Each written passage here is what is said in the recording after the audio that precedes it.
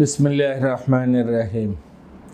জাতীয় ঐক্য বর্তমানে সারা দেশে বাংলাদেশি মানুষের মধ্যে জাতীয় ঐক্যের একটা আলোচনা শোনা যাচ্ছে। বিভিন্ন পর্যায় থেকেই জাতীয় ঐক্যের প্রয়োজনীয়তা অনুভূত হচ্ছে, বলা হচ্ছে, বিভিন্ন বিবৃতি আসছে এবং এটা বাস্তব সত্য। সবাই একথা স্বীকার করতে বাধ্য যে এই মুহূর্তে জাতীয় ঐক্য ছাড়া দেশ ও জাতির সামনে যে সমস্যা তা মোকাবেলা করা কঠিন। এজন্য জাতীয় ঐক্যের প্রয়োজন। বিগত আগস্টের আন্দোলনে জাতি একটা বিরাট ঐক্যের নমুনা পেশ করেছে। সেটা আমরা দেখতে পেরেছি যে আন্দোলনের পক্ষে অধিকাংশ মানুষ আন্দোলনের পক্ষে ছিল। সেনাবাহিনী, রাজনৈতিক নেতৃত্ব, অধিকাংশ রাজনৈতিক দল, অন্যান্য কর্মকর্তা কর্মচারী, দেশপ্রেমিক, ইভেন প্রবাসে যারা ছিল বাংলাদেশের মানুষ, তারাও আন্দোলনের পক্ষে মতামত দিয়েছে। সেক্ষেত্রে হিন্দু, মুসলিম, বিভিন্ন ধর্মীয় বা জাতি, উপজাতি, বিভিন্ন ধরনের মানুষ ঐক্যের পক্ষে কথা বলেছে এবং ঐক্যের নমুনা পেশ করেছে। মত অবস্থায় যদি সেই ঐক্যকে আরও সামনে অগ্রসর করা না যায়, ধরে রাখা না যায়, তাইলে যে উদ্দেশ্যে আন্দোলন করা হয়েছে বা হয়েছিল সেটা ব্যাহত হওয়ার সম্ভাবনা থাকবে। সেজন্য দেশ জাতির যারা কল্যাণ চান, দেশের কল্যাণকামী মানুষ যেখানকারই হই না কেন, যে পর্যায়ের, যে পেশার, যে জাতি, যে ধর্মেরই হই না কেন, বাংলাদেশি হিসেবে বাংলাদেশের কল্যাণে আমাদের প্রত্যেককে ঐক্যবদ্ধ হতে হবে। এখন ঐক্যবদ্ধের বিভিন্ন রকম কাজ করতে হয়, উদাহরণ সৃষ্টি করতে হয়। যেমন অনেক স্বার্থ ত্যাগ করতে হয়। আমরা প্রত্যেক ক্ষেত্র থেকে যদি নিজ নিজ স্বার্থে অনড় থাকি, স্বার্থ আদায়ের জন্য, তাহলে হয়তো ঐক্য হবে না। এজন্য কিছু ত্যাগ স্বীকার করতে হবে, ছাড় দিতে হবে। এক্ষেত্রে বড় বড় রাজনৈতিক দল যারা, তাদের কি বেশি ছাড় দেওয়ার প্রশ্ন আসবে। এমনকি যারা অন্তর্বর্তীকালীন সরকারে রয়েছেন তাদের এ ব্যাপারে ছাড়ের প্রশ্ন আসবে।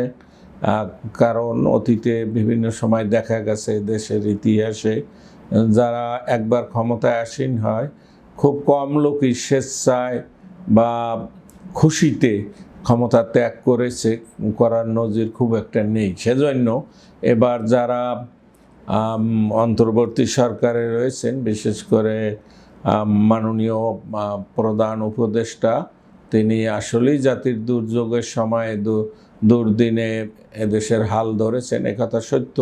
তবে আগামী দিনেও তাদেরকে এই যে ঐক্য গড়ার ক্ষেত্রে তাদের একটা কাণ্ডারির ভূমিকা পালন করতে হবে।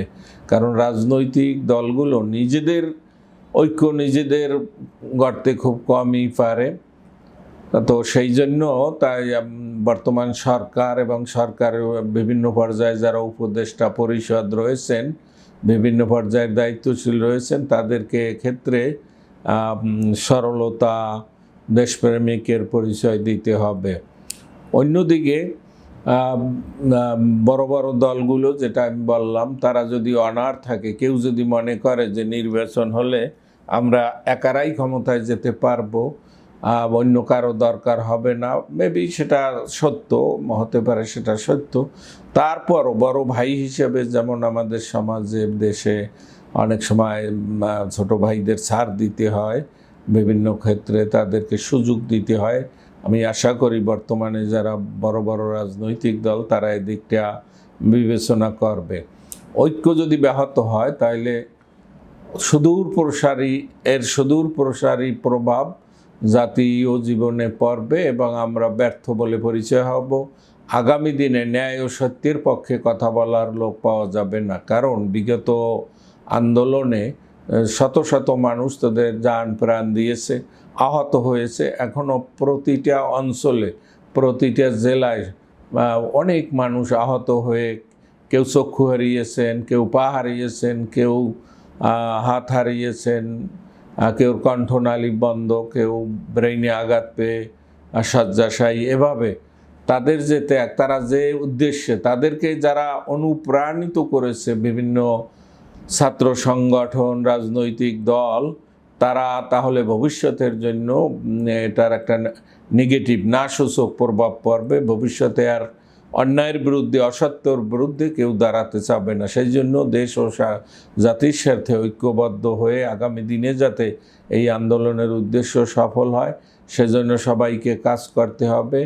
এবং যে কথা আমি আগেই বলেছি, বর্তমান সরকার তাদের কল্যাণকামী ব্যক্তিবর্গ, বিভিন্ন রাজনৈতিক দল সহ সবাইকে, দেশের আলেম ওলামা, দেশের বিভিন্ন বুদ্ধিজীবী ব্যক্তিগণ, বিভিন্ন সুশীল সমাজের সদস্যবৃন্দ, সবাইকে এ ঐক্যের পক্ষে কাজ করতে হবে। এবং ঐক্য হলেই আমরা যে দুষ্কৃতিকারীদের বিরুদ্ধে, যে অসত্য লালনকারীদের বিরুদ্ধে আন্দোলনে বিজয়ী হয়েছি, তাদের আর পুনরায় আবির্ভূত হওয়ার সুযোগ থাকবে না। এই জন্য আমি দেশবাসী সহ সবাইকে আহ্বান জানাই যেন সত্যিকার অর্থে ত্যাগ ও কোরবানির বিনিময়ে অর্জিত সফলতাকে আমরা কাঙ্ক্ষিত লক্ষ্যে পৌঁছাতে পারি। সেজন্য জাতীয় ঐক্য করার ক্ষেত্রেও অনুরূপ ত্যাগের মনোভাব নিয়ে সামনে এগুতে হবে।